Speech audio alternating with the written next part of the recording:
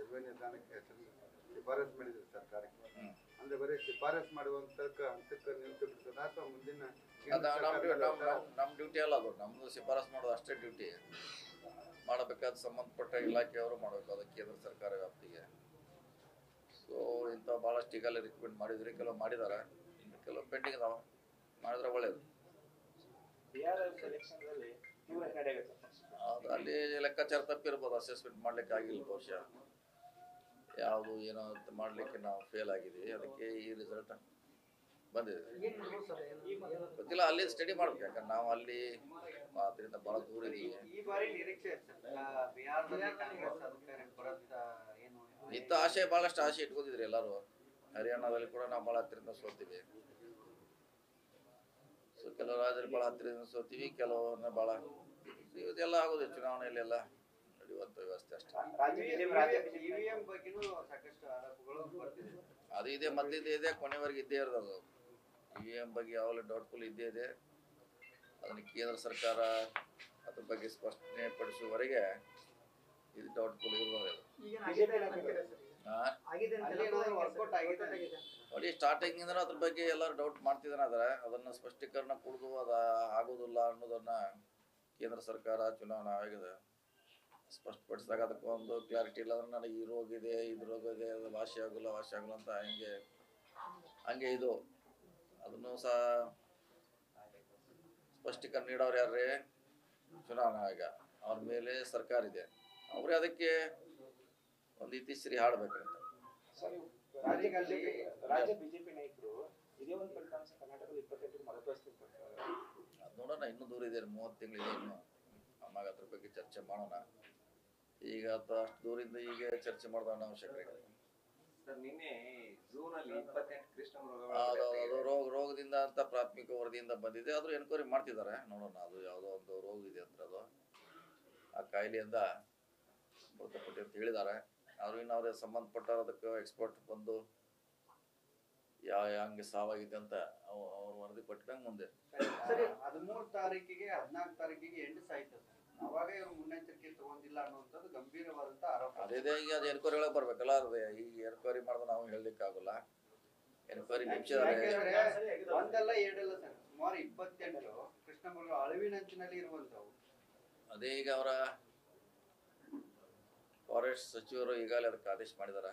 ತನಿಖೆ ಬಂದ್ಮೇಲೆ ನೋಡೋಣ ಅದ್ರ ಯಾರ ಬಗ್ಗೆ ಕ್ರಮ ಕೈಗೊಳ್ಳಬೇಕು, ಏನ ಆಗಿದೆ ಅಂತ ವೇಟ್ ಮಾಡೋದು. ಸರ್, ಈಗ ಡೈಲಿ ಹೋಗಿದ್ರೆ ಭೇಟಿ, ನಾಯಕರು ಭೇಟಿ ಆಗಿದ್ರೆ ರಾಜ್ಯ ರಾಜಕಾರಣ ಬಗ್ಗೆ ಏನಾದ್ರು ಇಲ್ಲ ಯಾವುದೇ ರಾಜಕೀಯ ವಿಷಯ ಚರ್ಚೆ ಇಲ್ಲ. ಸುನಿಲ್ ಹನುಮಣ್ಣ ಅವರು ಉಪಾಧ್ಯಕ್ಷ ಆದ್ರು, ಅವ್ರಿಗೆ ಹಿನ್ನೆಲೆಯಲ್ಲಿ ಜನರಲ್ ಸೆಕ್ರೆಟರಿ ಭೇಟಿ ಆಗ್ಲಿಕ್ಕೆ ಹೋಗಿದ್ರು ಅಷ್ಟೇ. ಕೆಪಿಸಿಸಿ ಅಧ್ಯಕ್ಷರಾಗ್ತಾರೆ ಅನ್ನೋ ನಿಟ್ಟಿನಲ್ಲಿ ಚರ್ಚೆ ಆಗ್ತಿದೆ. ಇಲ್ಲ ಚರ್ಚೆ ಆಗ್ತಿರ್ತಾರಲ್ಲ, ಅದೇ 6 ಕೋಟಿ ಜನಸಂಖ್ಯೆ ಇದೆ, ತಮ್ಮ ಬೇಕಾದಂಗೆ ಹೆಂಗೆ ಬೇಕಾದಂಗೆ ಚರ್ಚೆ ಮಾಡ್ತಾನೆ ಇರ್ತಾರೆ. ಚರ್ಚೆಗೆ ಯಾವುದೇ ಕಡಿವಾಣ ಇಲ್ಲಲ್ಲ. ಮುಂದಿನ ಚುನಾವಣೆ ಗಮನದಲ್ಲಿಟ್ಕೊಂಡು ಈಗ ನೀವು ಆದ್ರೆ ಅನುಕೂಲ ಆಗುತ್ತೆ ಅನ್ನುವಂತ ಪರಿಸ್ಥಿತಿ. ಯಾಕಂದ್ರೆ ಸಿದ್ದರಾಮಯ್ಯ ನಂತರದಲ್ಲಿ ಅಹಿಂದ ನಾಯಕರಿಗೆ ತಾವು ಗುರುತಿಸಿಕೊಳ್ತಿದೆ ಸರ್. ಇದರಿಂದ ನೀವೇನಾದ್ರೂ ಕೆಪಿಸಿಸಿ ಅಧ್ಯಕ್ಷರಾದ್ರೆ ಅನುಕೂಲ ಆಗುತ್ತೆ ಅನ್ನೋ ಅದಿಲ್ಲ ಸರ್, ಅದು ಆ ಪಕ್ಷ ತೀರ್ಮಾನ ಮಾಡೋದು ನಾವಲ್ಲ. ಒಂದ್ ವೇಳೆ ನಿರ್ಧಾರ ಮಾಡಿದ್ರೆ ತಾವು ಸ್ವೀಕಾರ ಮಾಡಿ ನೀವು ಮುಂದೆ ಅಧ್ಯಕ್ಷರಾಗ್ತೀರ ಅಂತ ಹೇಳಿ ಈಗ ಹೊಸ ಹೆಲಿಕಾಪ್ಟರ್ ತಗೊಂಡಿರಿ ಹಳದಿ ಇತ್ತು ಎಕ್ಸ್ಚೇಂಜ್ ಮಾಡಿವ ಅಷ್ಟೇ. ಹೊಸ ಹೆಲಿಕಾಪ್ಟರ್ ಇನ್ನು ವಾಲ್ಮೀಕಿ ಪೀಠ ಪಯಣ ಮಾಡಿದ್ರೆ ಸರ್, ಹೇಗಿತ್ತು ಸರ್ ಹೊಸ ಹೆಲಿಕಾಪ್ಟರ್? ಬರೀ ಎಕ್ಸ್ಚೇಂಜ್ ಆಗಿದೆ ಅಷ್ಟೇ, ನಮ್ದೇನು ಹಳದಿ ಇತ್ತೇ ಇತ್ತು, ಅದೇನು ಪ್ರಶ್ನೆ ಇಲ್ಲ. ನಿನ್ನೆ ಸಿಎಂ ಸಿದ್ದರಾಮಯ್ಯ ಅವರು ರಾಹುಲ್ ಗಾಂಧಿ, ಸೋನಿಯಾ ಗಾಂಧಿ ಭೇಟಿಯಾಗಿದ್ದಾರೆ. ಸಚಿವ ಸಂಪುಟ ವಿಸ್ತರಣೆ ಆಗುತ್ತಾ ಅಥವಾ ಏನಾದ್ರು ನಾಯಕತ್ವ ಬದಲಾವಣೆ ಏನಾದ್ರು? ನೋಡಿ, ನಿನ್ನೆ ಭೇಟಿಯಾಗಿದ್ದಾರೆ, ಅವ್ರಿಗೇನು ಮಾತುಕತೆ ಆಗಿದೆ ಅವ್ರಿಗೆ ಗೊತ್ತು. ಇಬ್ಬರು ನಾಯಕರ ಮಧ್ಯ ಅದನ್ನು ಹೇಳ್ಬೋದು. ಬೆಂಗಳೂರಲ್ಲಿ ಮಾಧ್ಯಮದವ್ರು ಕೇಳ ಅಲ್ಲಿ ಹೇಳ್ಬೋದು. ಸಚಿವ ಸಂಪುಟ ಏನಾದ್ರು ವಿಸ್ತರಣೆ ಆಗ್ಬೋದು ಸರ್? ನಮ್ಮ ಕೈಯಲ್ಲಿ ಇಲ್ಲದ ಕೇಳಿ ನಾವೇನು ಹೇಳೋದು ಹೇಳ್ರಿ. ಅದು ಮಾಡಬೇಕಾದ್ರೆ ಅವ್ರು ನಾವಲ್ಲ, ನೀವು ಹೇಳಿದೀವಿ, ಮೊನ್ನೆ ಹೇಳಿದೀವಿ. ಮಾಡ್ತಾ ಇದ್ರೆ ರಾಹುಲ್ ಗಾಂಧಿ ಅವರು ಸಚಿವ ಸಂಪುಟ ವಿಸ್ತರಣೆ ಮಾಡೋದಕ್ಕೆ ಸಿಗ್ನಲ್ ಕೊಟ್ಟಿದ್ದಾರೆ ಅನ್ನೋದು ನಾವು ಮಾಧ್ಯಮದಲ್ಲಿ ನೋಡಿದ್ವಿ ಅಷ್ಟೇ. CM ಅವರು ಅದಕ್ಕೆ ಹೇಳ್ಬೇಕು ಬಂದು ಬೆಂಗಳೂರಲ್ಲಿ, ಬಟ್ ಇಲ್ಲಿ ಹೇಳಿದ್ರೆ ಅದಕ್ಕೆ ಒಂದು ಫುಲ್ ಸ್ಟಾಪ್ ಆಗ್ತದೆ, ಇಲ್ಲಾಂದ್ರೆ ವಾಪು ಅಷ್ಟೇ.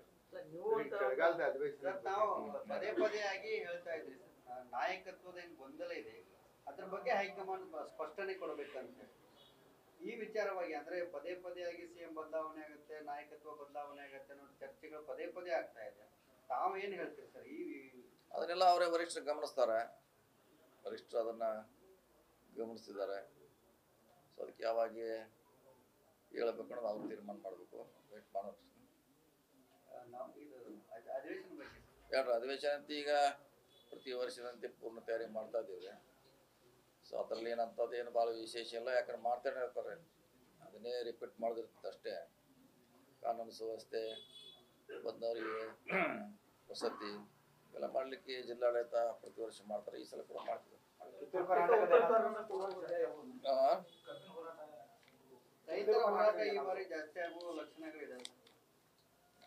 ಆಗ್ಬೋದಲ್ಲ, ಅವ್ರವ್ರ ಸಂಬಂಧಪಟ್ಟ ವಿಚಾರ ಇದ್ರೆ ಪ್ರತಿಭಟನೆ ಮಾಡ್ತಾರೆ. ಕಬ್ಬಿನ ಬೆಲೆ ಒಂದು ಪರಿಹಾರ ಆಯ್ತು, ಇನ್ನು 2-3 ಬೆಲೆ ಬಹಳಷ್ಟು ಕಡಿಮೆ ಇದೆ.